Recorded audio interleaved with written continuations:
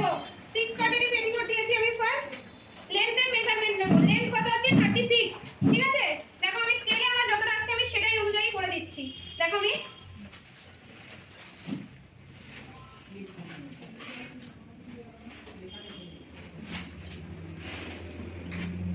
এটা হচ্ছে কি আমাদের লেন্থের মেজারমেন্ট হবে আর এদিকে নেব আমরা উইডথ চওড়া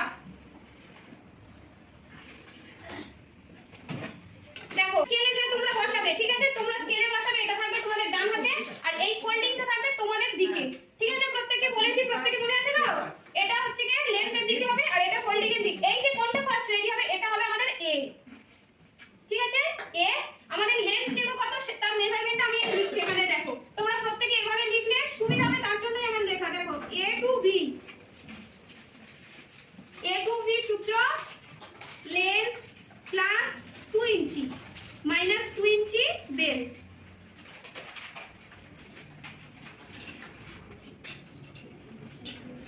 দেখো লেন্থ 36 ইঞ্চি তার সাথে 2 ইঞ্চি যোগ করলে 38 ইঞ্চি হচ্ছে তার সাথে আবার মাইনাস করছি ফিরে দেখো কেন মাইনাস করছি কেন প্লাস করছি সেটা হচ্ছে ইম্পর্টেন্ট ব্যাপার দেখো লেন্থ হচ্ছে 36 ইঞ্চি আমরা কোমর থেকে পুরো নিচ পর্যন্ত মাপ নিয়েছি 36 ইঞ্চি ঠিক আছে 36 এর সাথে 2 ইঞ্চি কেন যোগ করছি শুধু যেটা মাপ নিয়েছে সেটা পুরো আমাদের পা পর্যন্ত নিয়েছে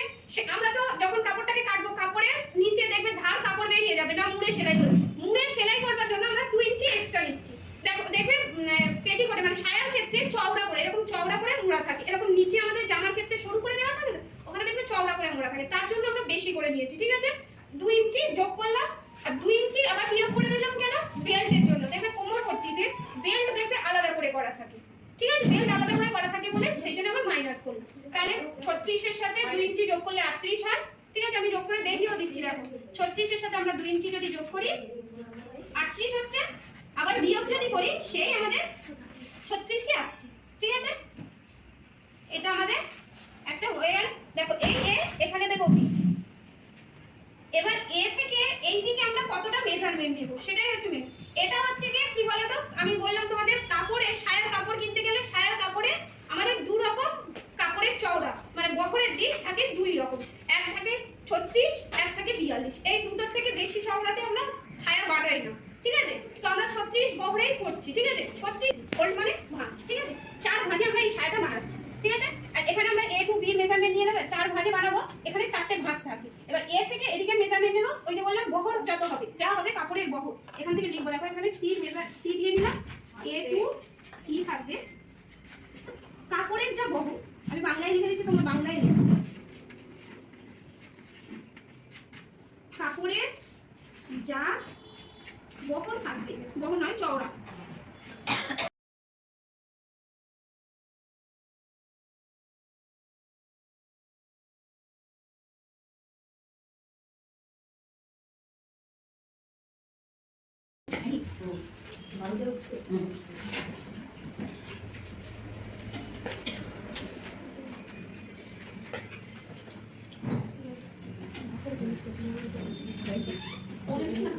A to E 112 হ্যাঁ বলো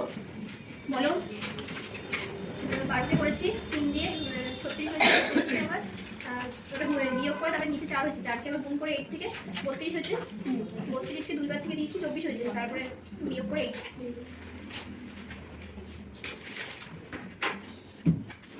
D2F 16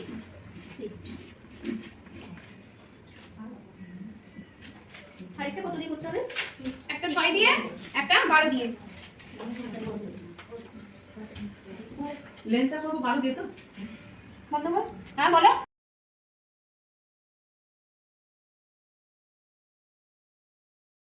এখানে দেখো আমি মেজারমেন্টটা নিচ্ছি কিভাবে দেখেছো কিভাবে বললাম তোমরা স্কেলে ঠিক এভাবে করেছো দেখো না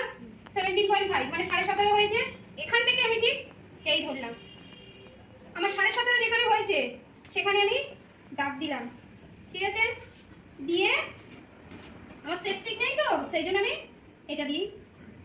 একটা শেপ মানে নিচের রাউন্ডটা বলছি তো হ্যাঁ এই যে শেপটা দিলাম এই জায়গাটার একটা নাম দেব নতুন কি লাস্ট কি হয়েছিল এ এখানে নাম দেব কি জি এই আমার জি ঠিক আছে এ থেকে বি টা মেজারমেন্ট হয়েছে সেটা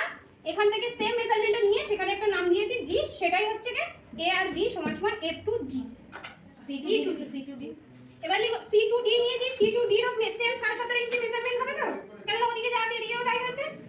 সেটাকে আমরা এইভাবে এই দিক থেকে স্কেল ফিতেটাকে এইভাবে ধরবো, একদম মাথা থেকে এই কোণ থেকে ধরে দেখো 17.5 এই আসছে 17.5 এই এখানে একটা নাম দিয়ে দেবো জি হয়েছে, এটা এইচ, ঠিক আছে? এখন আমার ক্লিয়ার ছিল এটা বুঝলাম। দিয়ে এই হয়েছে। এবারে কি লিখবো C2D সেম অ্যাজ সেম দিয়ে F F আছে দেখো এই নিচেরটা F F টু H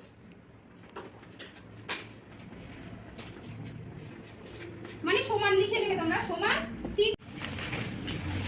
এই একটা লাইন ড্র করবে, ঠিক আছে? আর এই দিকে একটা লাইন পাবে,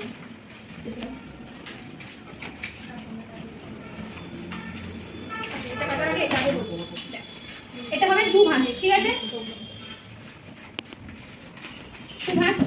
হ্যাঁ, আরেকটা জিনিস কি বলেছিলাম, 2 ইঞ্চি বেল্ট বাদ দিয়েছি, 2 ইঞ্চি বেল্ট বাদ দিয়েছি, ঠিক আছে? 2 ইঞ্চি যদি বেল্ট বাদ দিই, দেখো আমরা এই 2 ইঞ্চি আমাদের একটা বেল্ট,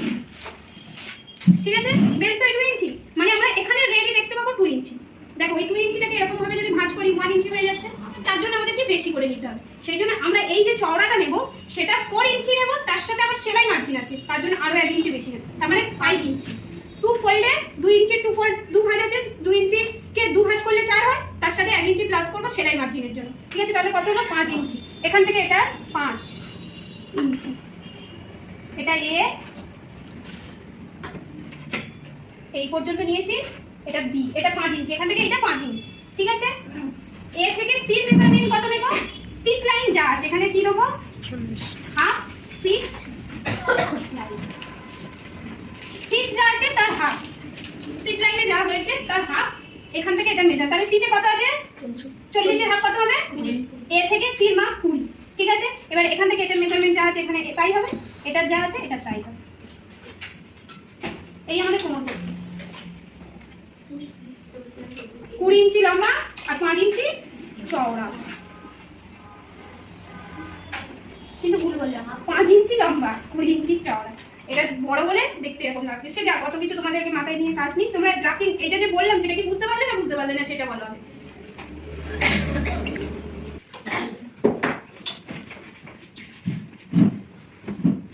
ফাইভ ইঞ্চি লিখে নেবো ডাইরেক্ট, আর A to C হাফ সিট, আর A to B সমান C to D, আর A to C সমান B to B।